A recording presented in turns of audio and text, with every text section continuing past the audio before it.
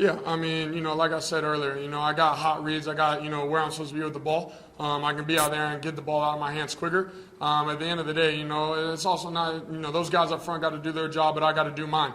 So I felt like, I could have done a better job of pre-snap, understanding and realizing the coverage and where the ball needs to get out and get out fast. If we do get into situations where, they might be struggling up front. But like I said, those guys up front did their job. I got to do mine. A lot of things we can do better, all of us, and thankfully that's only one.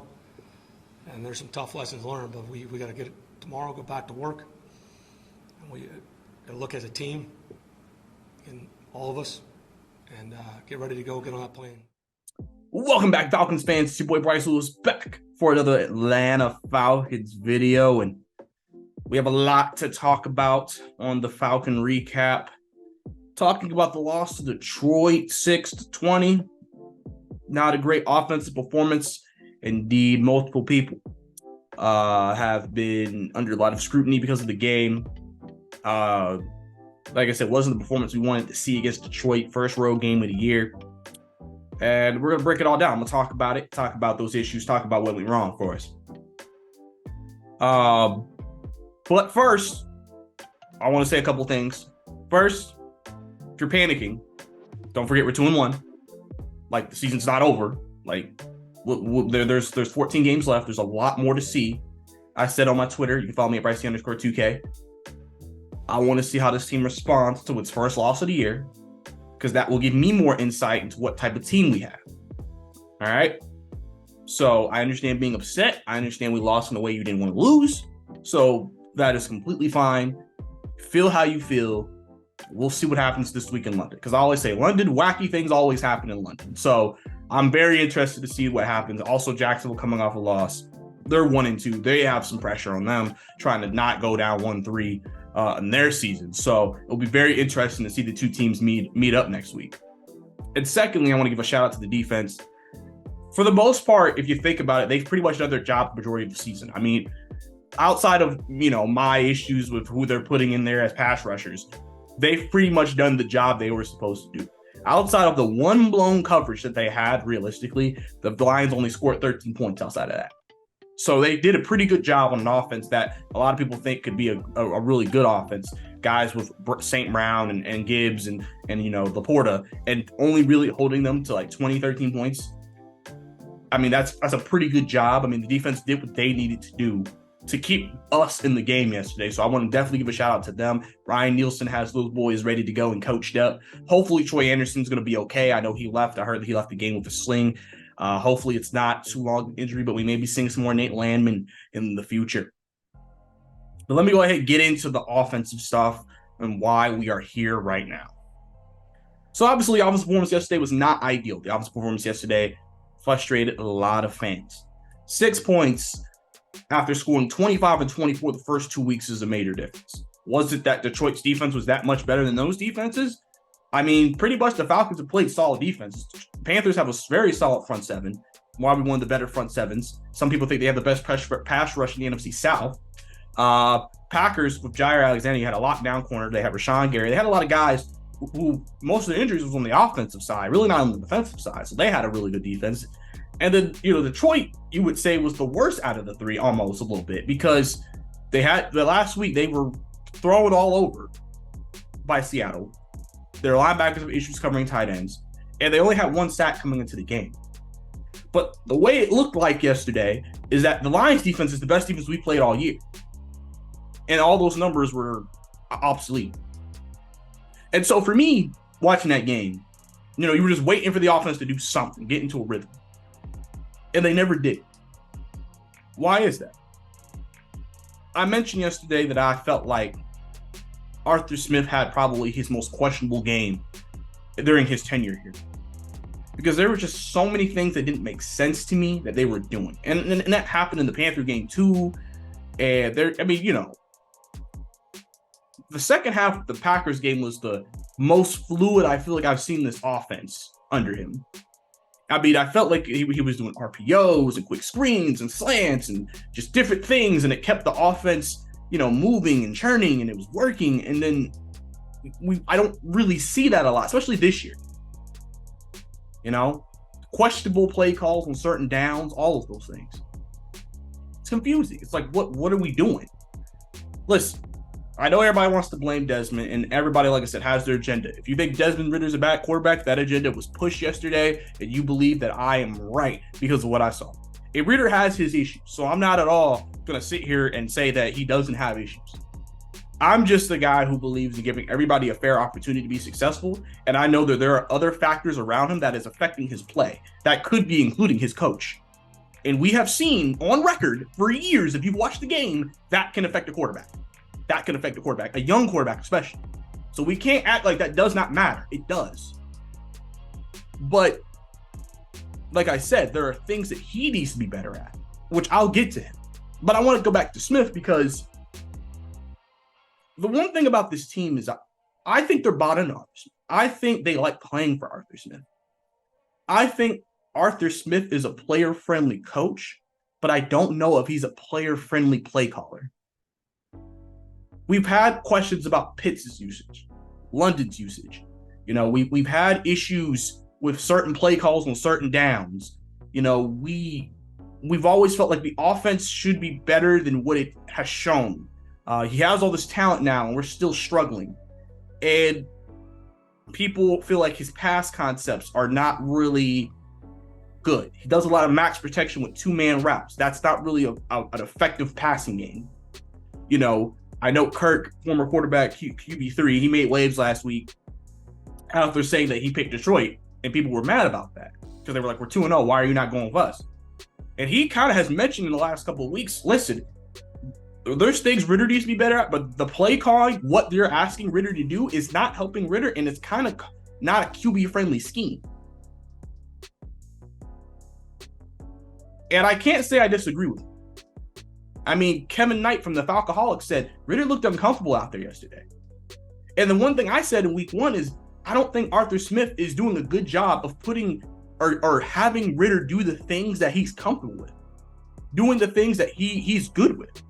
And that could just be as simple as giving him more RPOs, giving him quick slants, giving him more hot reads, giving him just different types of play calling, maybe more screens, different things to help with that. Because as a coach, as an offensive coordinator, you're supposed to be able to know what your quarterback needs and your offense needs to make them churn, and then you can try to start doing other things once you get some progress from that.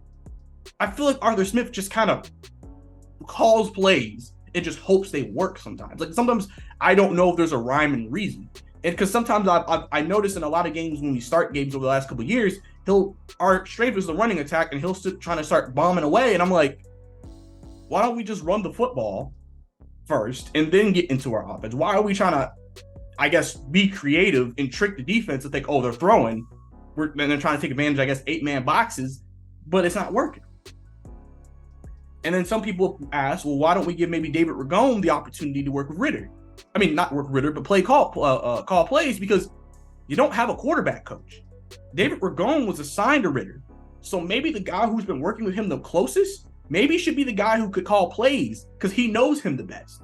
Because at the end of the day, for any team, any system, you want to make sure that you have an offense that fits the quarterback. There's a reason why so many NFL teams adapted college concepts to their offenses, because they're bringing in younger quarterbacks, and the college concepts they used in college work in the league. So they're like, well, if we could use this in college and use this in the league, and if we have a young quarterback, we know he can run it because he ran it in college. You have to, align your play calling and what you do with the talent that you possess. You can't just say, just do this because I want you to. I've always felt the offense has never had a rhyme. It feels like the offense feels very random to me. I feel like there's no rhythm, there's no flow, there's no, it doesn't feel like there's a lot of, like, I don't know what we're trying to do. And I think that's affecting like everybody. Like, I think that affects Ritter, because Ritter, I think, is out there just trying to execute whatever is being called. But is it the best things that he's good with? Because that matters at the end of the day. It does. I think Houston has done a good job of calling plays that work for CJ Stroud. They know what they have. They know, okay, offensive line is not the best, but we can still call plays that he's good with, that he can still make plays off of, and we have receivers who can make plays off. And they've had success. Now they're 1-2, but they've had success. Stroud has looked better each week because I feel like they're helping him come along. Development is, there's so many things that go into development of a quarterback. It's not just they just got to be good. Like, there's a lot of things that go into it. Because like I said, if you don't put the right quarterback with the right coach, that can ruin a career. If you don't put the right quarterback with the right talent and the right people around him, that can ruin a career. And I mean, now on top of that, I would be more concerned about Ridder if he was getting elite pass protection in an elite running game every week, and then he's just missing throws. Because then I'm like, all right, well, you're not having to deal with particular things and you're struggling. But he is dealing with other things. This is the first week though that the running game wasn't great. The Lions said we're stopping it and we're making Ridder beat us. But the thing is that when they tried to pass, they couldn't protect long. Some of those sacks were on Ridder. Some of those sacks were on the offensive line. Some of the, like I said, I mean, I know people have been talking about it on Twitter. Well, why are we doing 2-man routes? That means you only got 2 options on the play, which means you don't have a hot read sometimes either. So now it's like if Ridder don't see nothing, it's like, yeah, he could do a better job of throwing the ball away. But at the same time, it's like he really don't got many options. You're not giving him a lot of options to try to like find the passer. And one of the plays that really kind of frustrated me yesterday was the Bijan reverse, because I was like, it's 3rd and 6. Just run a simple slant concept or something. It's 6 yards. That's why you want to be in those 3rd and medium, 3rd and shorts, so you can run those types of concepts. And those are not the hardest throws to make. Like, you're not asking him, hey, I need you to read this field and try to find like a post. He's like, I mean, unless it's there. He's just saying, can you get me a slant to Drake London maybe for a first down, or Kyle Pitts? We barely use Scotty Miller. Cordell Hodge, I think that was the first catch he had all year. I mean, I could be wrong, but I feel like I have not heard Cordell Hodge at all. He probably may have had one other catch. We basically are not using our wide receivers 3 and 4.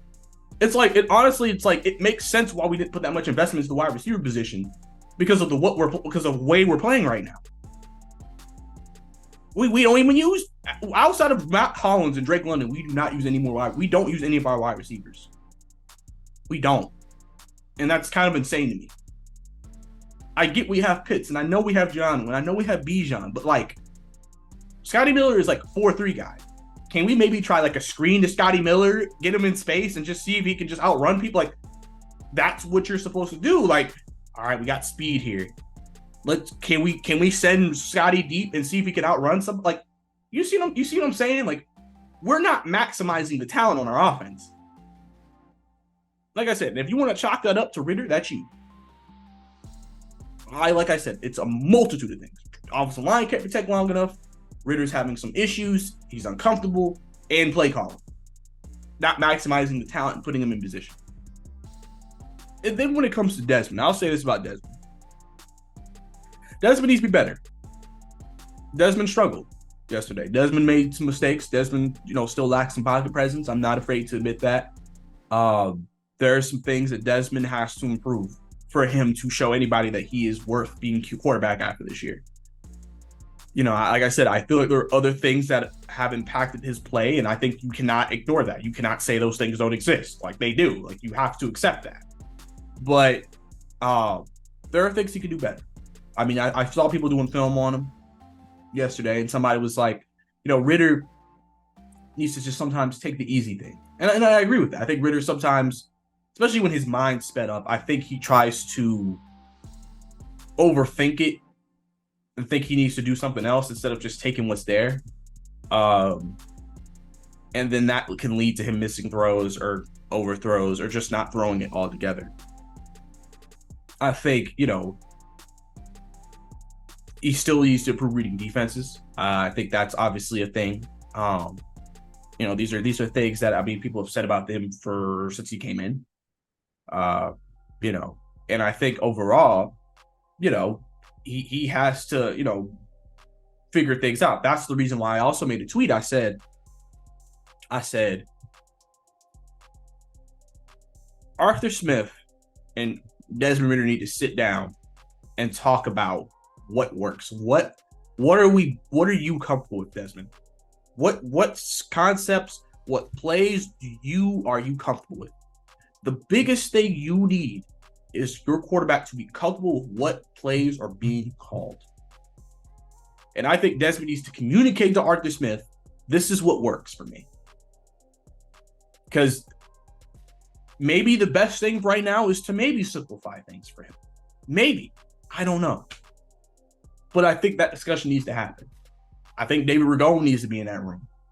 I think they need to figure it out. Because I've always said, like, I just feel like they're kind of just calling plays, but I don't think there's a rhyme or reason to it. It doesn't feel like there's a rhythm to these plays, you know? And so, and the thing about Desmond is, you know, one thing about him, and even though people hate this part of him just because they feel like it doesn't impact winning, is that he's not going to sit here and make it seem like he played well. He's not going to sit here and make it seem like he was amazing. He's not going to sit here and make it seem like he was great. He knows he played bad. He knows he needs to be better. So, you know, I'm sure Desmond's going to look at the film. He's going to look at what he can do to be better. And he's going to need to. You know, you're going in next week against Trevor Lawrence. That's a tough quarterback matchup. People know Trevor Lawrence is a better quarterback right now. But you got to be able to hold your own for this team to have a chance, because Jacksonville's just going to implement the same game plan that the Lions just did. We're just going to 8-man the box, stop Bijan and Tyler Algier, and see if Desmond can beat us. And Desmond's going to have to be able to beat him over the top. Whether that's quick slants because they're aggressive, because Detroit was very aggressive yesterday. They were just going, you know, downhill. So that will lead to opportunities over the top or maybe in the middle of the field. And I think the Falcons need to take more advantage of that. You know, I think that there needs to be better communication across the board with everyone, just about what is best. You know, you have big body receivers, use their big body. That's why I say slants and things like that, or even more fade routes when they're in the red zone. Like, let them use their height to, you know, win matchups. Because like I said, the Falcons don't have a lot of speedsters outside of like Scotty Miller, but he's short. So you got guys who look like they can play basketball. So you have to put them in position to make plays like they're a basketball player. And obviously Rizzer has to put the ball in the right locations. He did throw a couple of hospital balls. I know that was also because of pressure, things like that. That can affect accuracy, things like that. But he also did throw some great balls. You know, and I know accuracy's always been an issue for him. So for him, realistically, you just gotta, I just feel like you gotta get on the same page. You gotta know what works for you. And then you gotta also take what's there. Don't overcomplicate it. Don't rush things. You know, I know sometimes it's hard in the heat of battle, especially when you have a pass rush bearing on you. And that's the purpose of why they say if you have a pass rush, it speeds the quarterback up. That's just always been the natural way of the law, because the quarterback feels like, I don't have that much time to get the read this field. I got to make a decision quickly. And then sometimes that makes him not allow the play to develop when maybe he has better protection than what he thinks on a particular play.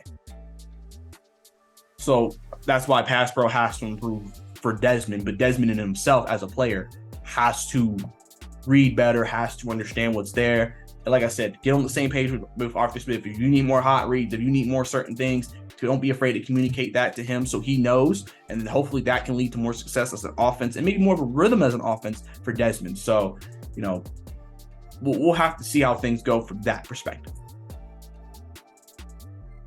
And in terms of the offensive line, I mean, it's been shocking. I know Chris Lindstrom hasn't played as well as he's played, but I also think that could be due to Caleb McGarry. Because when you have one guy who, especially when you're a right guard, your right tackle is just struggling. It's like you kind of feel like I have to kind of help him.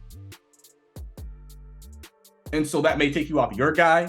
Because basically, teams are just going to put the best pass rushers on the right side of the line and just go after Caleb McGarry. Matthew Bergeron's a rookie, so he's going to struggle just naturally because he's a rookie. But the thing with Matthew Bergeron that people have seen on film is that he usually improves. You can tell he's going to be better.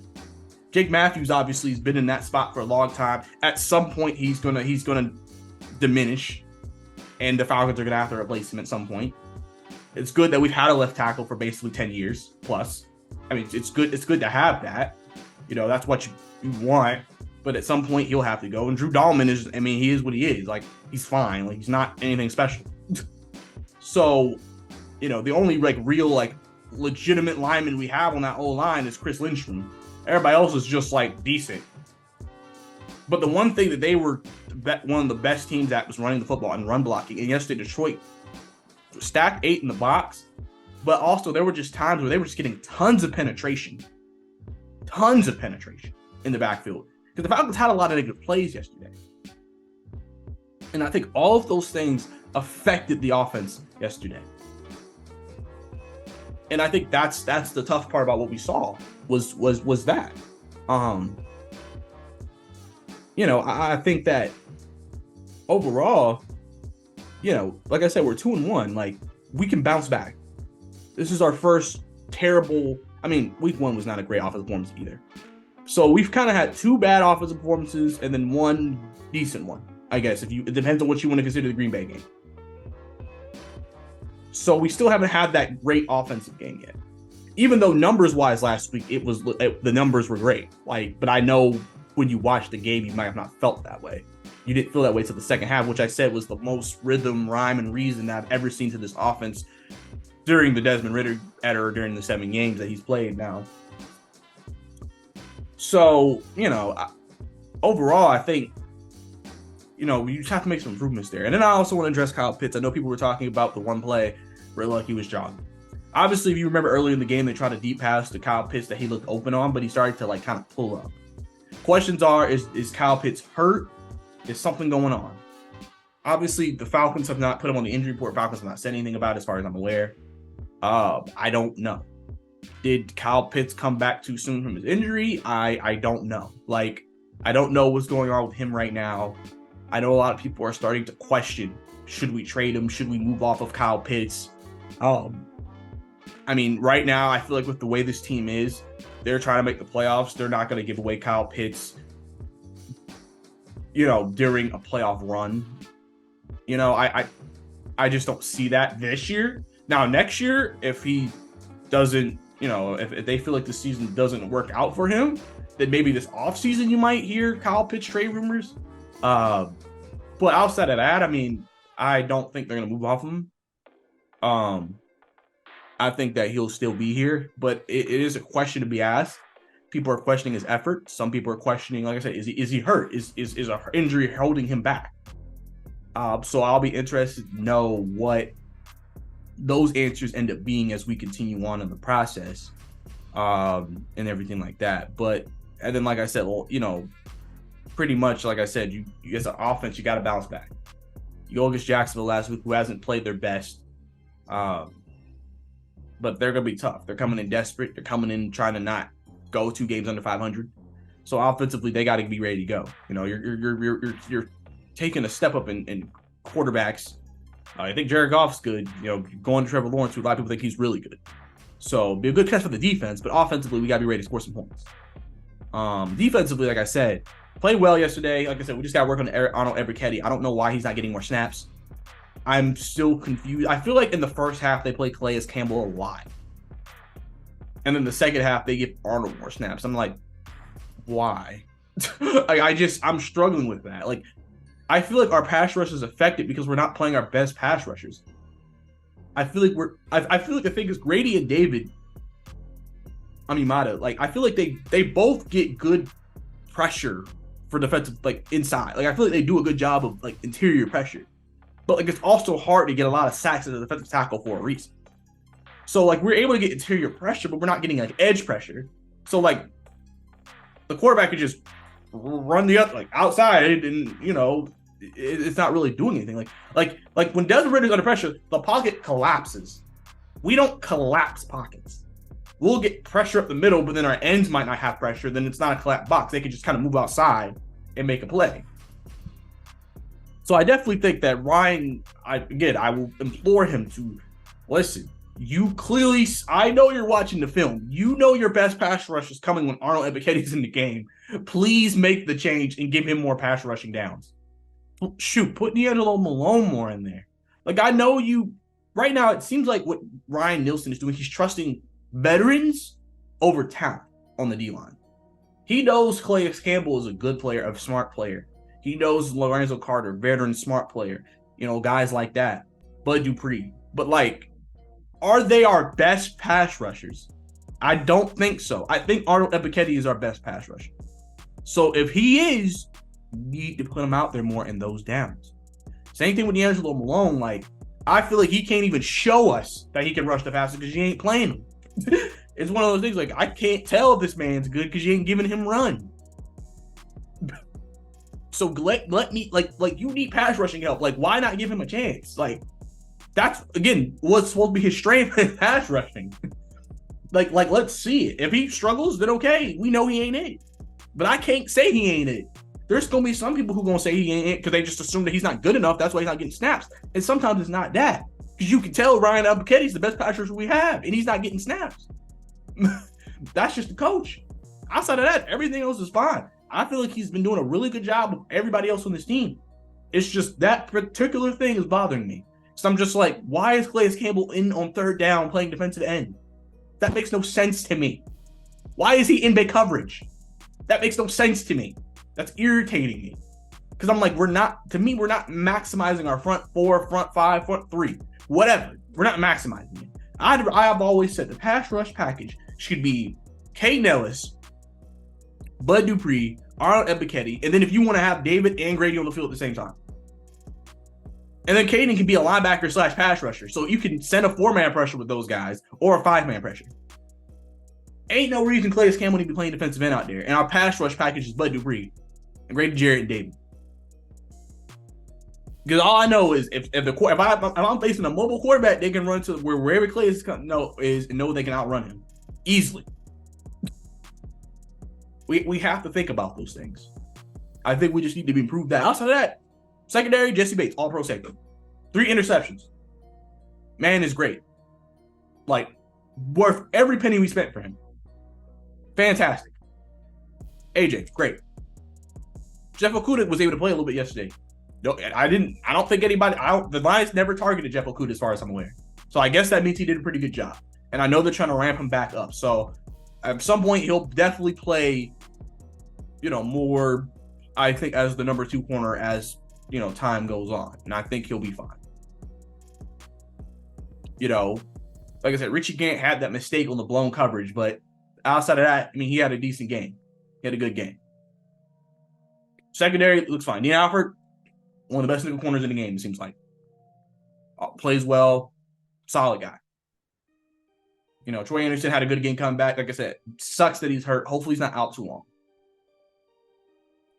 You know what I'm saying? Like, outside of that, I'm fine with the defense. Defense is just doing their job. And that's realistically what you want, especially in a league now that is all about scoring points. If your defense is doing that, it means you're doing a pretty good job. And then obviously, I know some people are asking about Younghoe Koo. I know they brought a kicker in today. I can't remember his name right now for a workout. He missed the extra point last week. He missed the field goal this week. Kickers, it's tough. You start missing a couple of kicks, now everybody wants you gone. So, and some people think, is Younghoe Koo falling off? We'll see. I don't know if Younghoe Koo's about to get replaced. I feel like, it'd be kind of quick. If Younghoe Koo comes in the next week and misses field goals, then yeah, you may want to pull a trigger, but I feel like you need to give him another week before you make that call. But listen, it's their choice. If they feel like they feel like he's falling off, we need to make a decision now, then they're going to make that decision, and then they're going to hope for the best. So, we'll have to see. But overall, like I said, next week's going to be an interesting game. This is the first time we've lost all year. How does this team respond? How does this team bounce back from a loss? How does Desmond Ridder bounce back from a loss? This is the first time he has lost this season. And also he had the game he had that came with it. How do you respond? If you respond, that tells me you're made of the right stuff. If you don't respond, and then you put a string together of games like you just did, then yeah, you may not be the guy. And the Falcons need to get into the quarterback market in 2024. So we'll have to see. Listen, I'm not going to sit here and crap on Ridder, but I will acknowledge that Ridder needs to be better. All right. And we'll see if that improves. So, we'll see how things go. But, overall, I think, now, like I said, not ideal for us to lose this game the way we did. But I think that, we're 2-1 and we have an opportunity to go 3-1. So for 3-1, everything will be all right. And then we're entering the apparent soft part of our schedule. So really, this was the toughest stretch of our season. So ending it 3-1 would actually be pretty good, I would think, overall. in terms of just long-term success of this team for the season. So we'll have to see what happens, but that's all I got for you guys. It's your boy Bryce Lewis. See you next time.